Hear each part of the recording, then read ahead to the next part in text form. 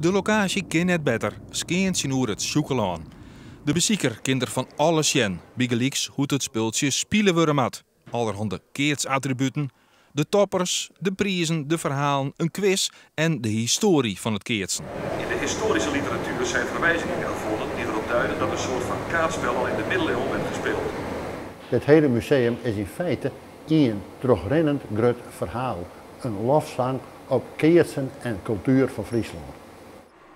Vanzelfs ook in het Keertsmuseum de trend van de laatste jaren, de belibbing. Elk museum dat hem zelf serieus neemt, kan er net meer omheen. Er mat wat te dwaan wijzen. Is wel? Te leer. Je kan je keertsen. Je kan eerst even naar de demo zien, hoe het mat. Je moet op de goede afstand van de sensor staan.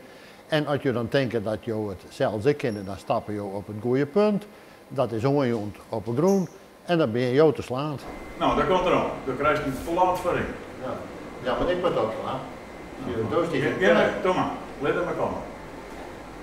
Vergeet net voorbij. Ho. De punt is van mij. Nee, het is zo'n gelijk een keert. Nou, ik sloeg een keert. Nou sloeg ik op, vriend. Hé, je moet het spel even kennen. Ja, dat weet ik. Het museum is bedoeld voor een breed publiek van de keertskenner onder de toerist die het neert van het speeltje weet.